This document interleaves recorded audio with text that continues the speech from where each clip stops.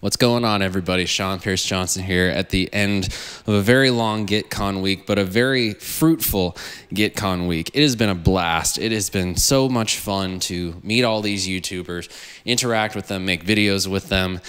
Oh boy, I'm tired just talking about it. But as one last thing, we're going to take a walk through the GuitCon floor, and I'm going to show you some of my favorite gear from the week, some of which I've done videos for and some of which I didn't really get an opportunity to do videos for. But we've made some great relationships, and that's really what this was all about, getting to know the people. So I'm going to stop talking, and I'm going to take you across the bridge to the floor. So follow me.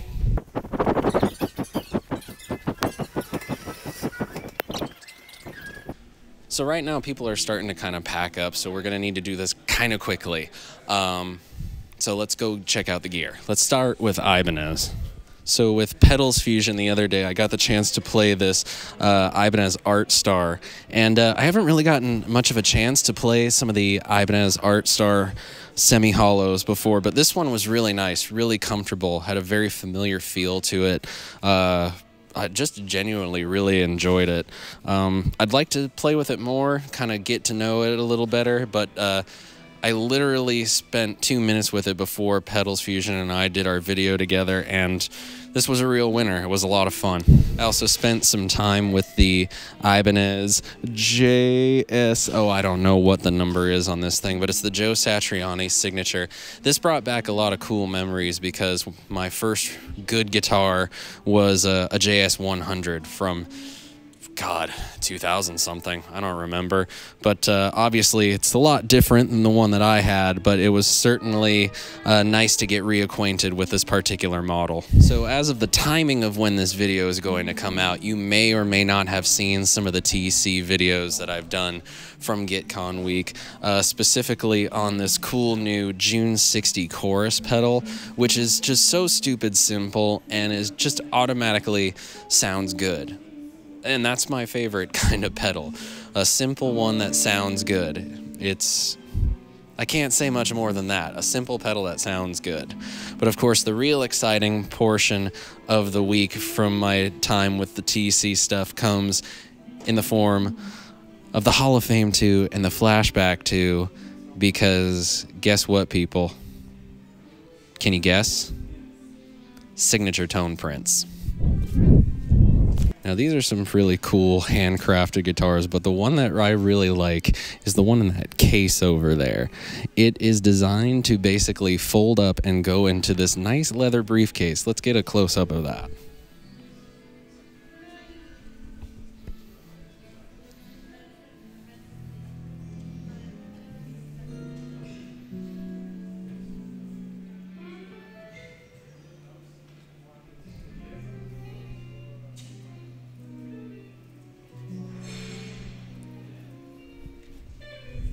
That's pretty cool. Talk about ultimate travel guitar.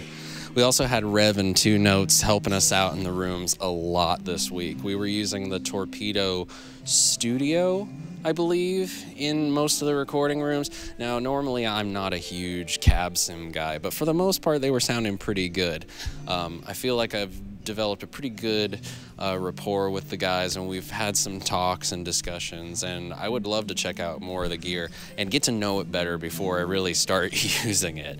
So hopefully we will see more of 2 Notes to come in some future videos, and hopefully I'll be able to operate it better than I was on the fly this week so that I can make it sound really great in my home studio. So let's continue on. So I want to point out really quickly, Hughes and Kettner came and joined us here, and these guys graciously let me use the Pure Tone, which is an old amplifier, but this thing, I need to find one almost immediately because as a clean pedal platform, this thing sounds great.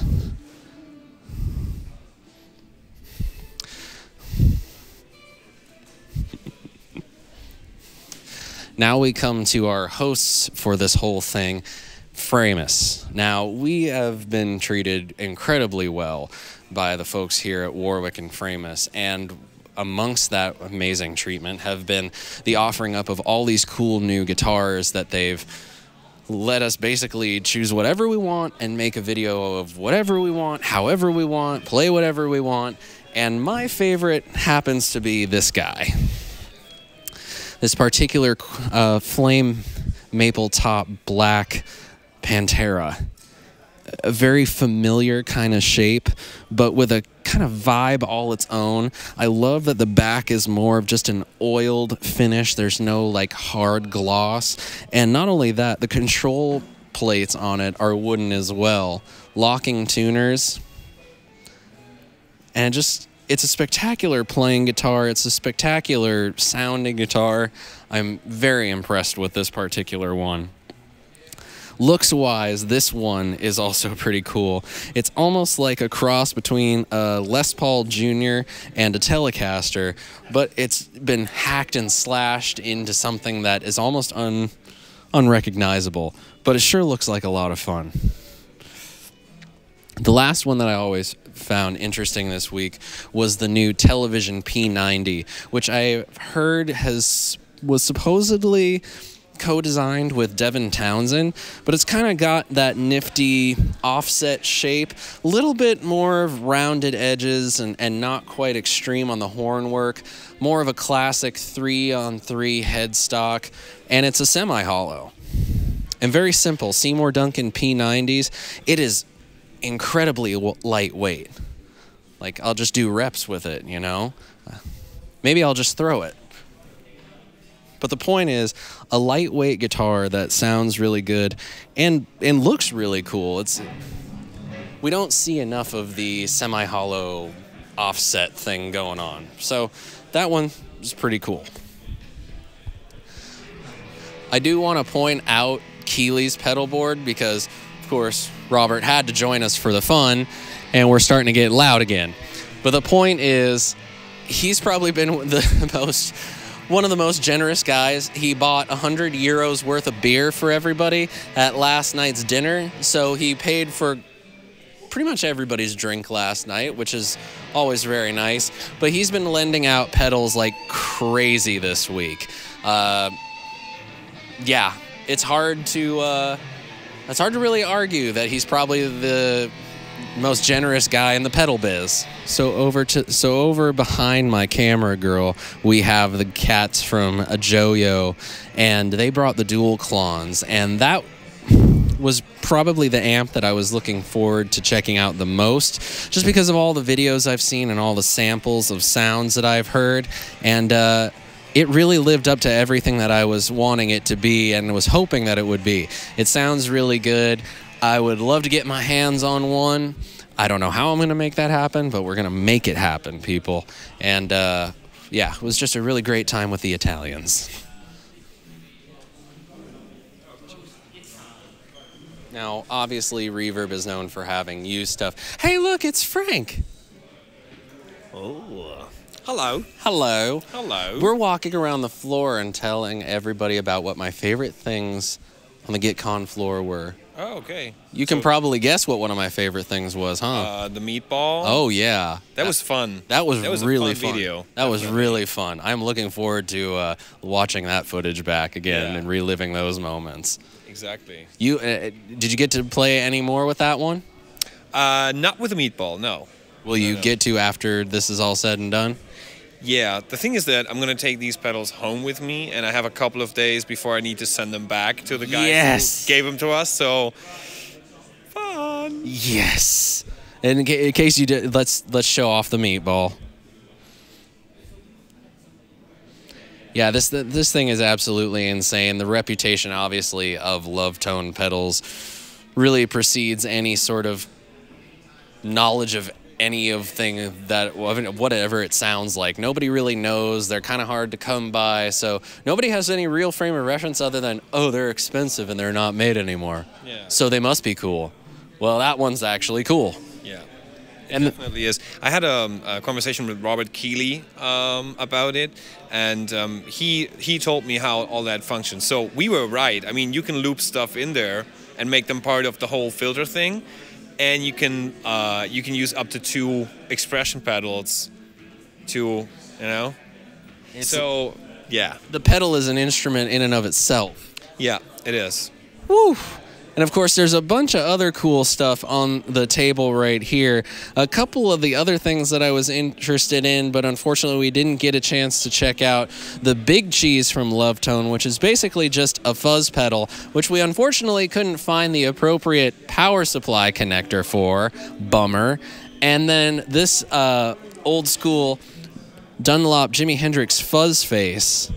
It's kind of an earlier version of this particular circuit in a different housing, but you said this one was actually modified, right? This was modified. I'm not sure if, I think the original one has a silicone transistor inside, and the guys who are selling it, they put a germanium one in it. So that's a modded version of it. Well, it's going to be a little grainier, probably a little ballsier if I had to guess. Yeah. But yeah, there you go. A classic fuzz face with just a little bit of a modification to it. All in all, pretty cool. Unfortunately, didn't get to check it out, but you never know. We'll see what happens. Thanks again, Frank. That was a lot of fun the other day. Yeah, definitely. And best wishes on your travels home. Oh, yeah. Likewise. See, good to meet you, man. Take care. So there you go, guys. That's just a little taste of what some of my favorite gear on the GuitCon floor was. Obviously, there's a ton of stuff here. Maybe not as much as you probably expected to see, but hey, it's the first GuitCon. I would say it was a success, but not every company was sure it was going to be a success, but I think we proved many of them wrong this week. It was an absolute blast. I'm a little tired, and, well, I have a 4-hour drive up to Berlin after we're done here today, but I think I can make it through, and I think I can make the most of the rest of my time here.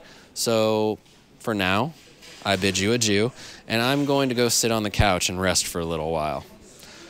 If you haven't done so already, please click the subscribe button, and I will see you all real soon.